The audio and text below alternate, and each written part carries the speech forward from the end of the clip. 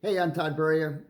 Do you ever struggle with feeling like you're worthy, right? Feeling like, you're someone that something good can happen for, or you're deserving of accomplishing something, maybe something that's on your heart, or maybe you're already working at something but you have this constant in the back of your head, it doesn't happen for someone like me. It happens to other people, right? That's a self-worth thing, and you're not alone. All right. First of all, just be clear, you are not alone. That there are more people than not around you that have the same issue. Just don't talk about it, right? Because someone wants to appear vulnerable or weak. Instead of just going, you know what, I deal with this, man. Do you deal with that? Because that's the reality, And I'm someone who knows this issue very deeply because I wrestled with it my whole life and have been, constantly battling it, and even my wiring. And I'm chemically wired to have anxiety and mild depression and stuff like. I don't medicate for it, but I work at being okay a lot of the days. And so the real point is, in general, it's a massive issue, and if it's holding you back, I'm going to give you some insight on a couple things that you can do to really be proactive about it and overcome it. I mean, it won't go away completely, but you can move forward through it, right? Because it's actually, there are positives to it. So first let's talk about why we would think it. Because again, if so many people deal with it, and it is so many, it is probably 95% of the population or more deals with this kind of issue. How can that be? I mean, it's not natural, right? It's not like little kids deal with it. They don't think, am I worthy to get a cookie? Am I worthy to go play at the playground? Am I worthy to play t-ball? No, they just go do stuff, right? They don't process that. It gets conditioned in us. So I'm going to give you 5 things that result in it, so you get an understanding of how you got here, and so you're not beating yourself up about it. It's not your fault. Now, it would be your fault if you stayed mired. That would be different. If you just chose not to do something about it, not to move forward, not to go after what you want in life, because life's too short, right? I mean, what's the point of not going after what's in your heart to do in life? It doesn't make any sense, really. So number 1 is conditioning, right? We are all conditioned extremely negatively. The social psychologists have done a zillion studies, and it's pretty clear. The average person by the age of 17 has heard something negative about themselves 150,000 times from the people that are relatively close to them. We're talking about things like no, which no is okay, right? But no, you can't. No, you won't. No, you're not. Ooh, I hate that one. No one has a right to put anybody in a cage and say, you're not this. How can they do that, right? But people do. I don't think it's on purpose in a lot of cases. It's because they were conditioned that way. Our parents were conditioned that way. Our friends were conditioned that way. Our friends' parents were conditioned that way. The people in our community was conditioned that way. The teachers were conditioned that way, right? This is the way it is.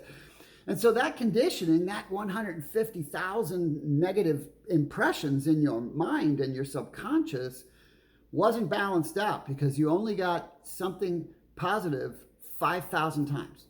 That is a 3,000% difference. That's massive, right? So it's no wonder, right? We all have the 2 little characters on our shoulders, right? We have the one with the dark hat that represents the negative and the evil side, and we have the little white hat, right, that represents good and possibility and hope and dreams and all that great stuff. And you know what? The one on the left, that dude's Goliath. That guy's massive, right? It's huge. And why? Because he's been fed like a maniac forever, right? He's just constantly been fed.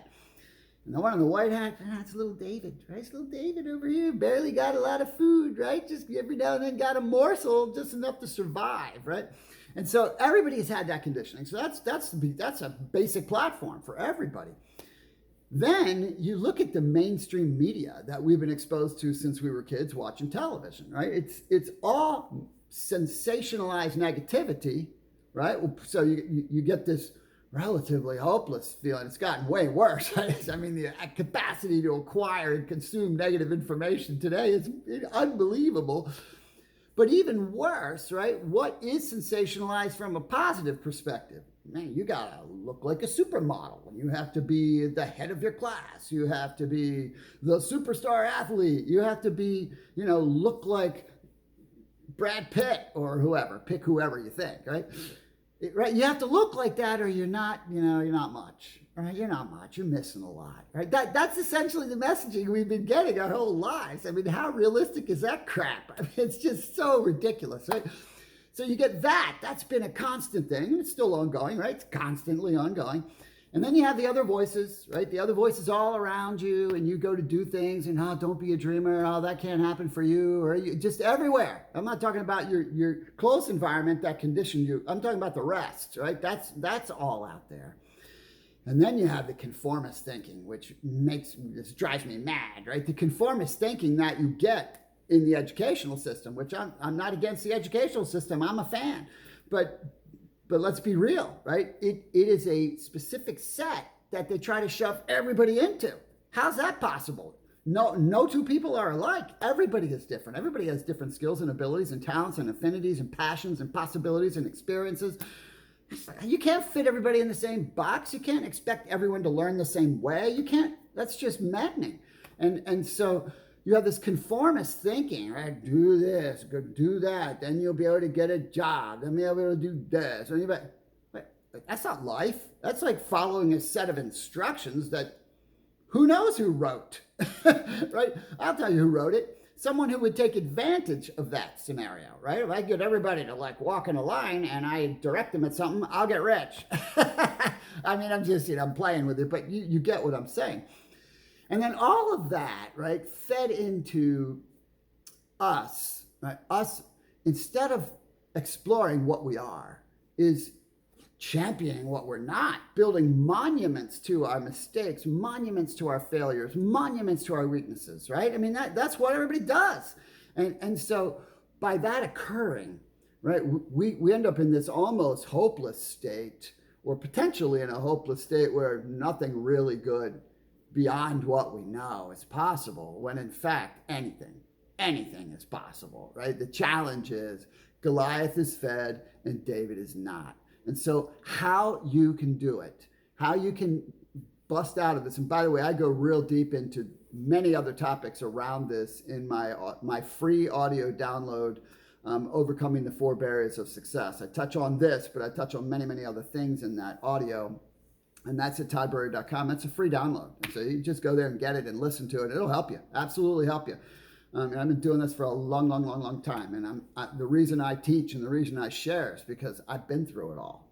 and I've learned strategies and things and did the work to move past it, even though I still deal with it, but not let it hold me back. And that's really the point here, is you don't want things to hold you back from living the life you really want to live, because life is short. So 2 primary things that you got to do. 1, you got to feed David, and 2, you got to starve Goliath. That's what you got to do. And so feeding David it's not that difficult. It just has to be purposeful. So you need to read things, watch things like my videos, and listen to things that are going to feed you positively, that are going to inspire you, that are going to develop you, that are going to bring out the best in you. And you can control that, right? You can do that on purpose, and you can do it every day. And you will need to do it every day, because the negative cycle will never end, right? It's going to be around you no matter what you do. And then the other thing that you can do in feeding David is to take some time every day to be grateful. Because think about this equation of worth, right? This idea of not being worthy. Well, look how blessed you are. Like, look at the age you live in. Look at your circumstances. And there's a good chance you'd rather your circumstances be better. But man, I guarantee you there are billions of people right now, and that's not an exaggeration, billions of people right now that would change places with you in a heartbeat. And so if you were to step back and be grateful for where you live and the people in your life and the positive state of your health and the things you get to do and how really comfortable life is in today's world, man, you start to go, wow, I must be worth quite a bit to have been blessed this much. And you can't not be worthy and be blessed at the same time. It's just not real. It's not a real thing. So 1 is you've got to feed David purposely. And then the second thing, you got to starve the heck out of Goliath. You got to shrink that dude till he's so small. He's like, yeah, you can't do it. And you just can laugh at him. And part of how you do that besides feeding David, because feeding David means you're not feeding Goliath.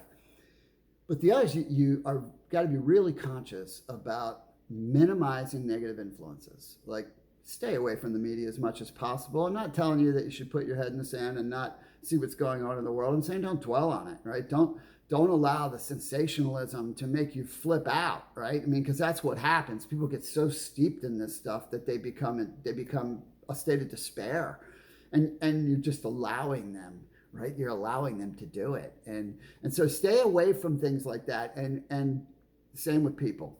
If there are negative influences in your life, cut them out. Fire your friend, right? You got to do that sometimes. You got to reduce the negative influences of your life. If someone is not for you, right? Think about it this: if they're not for you, if they're not a supporter, they're not an encourager, they don't care enough about what you care about to want you to go for it, you don't need them in your life. That bottom line, if they're not for you, by definition, they're against you. That's just the reality of it. And so you got to buck up a little bit and make that move and say, all right, this human being, there's no place in the world that I want for this human being as they currently are. That's just the reality.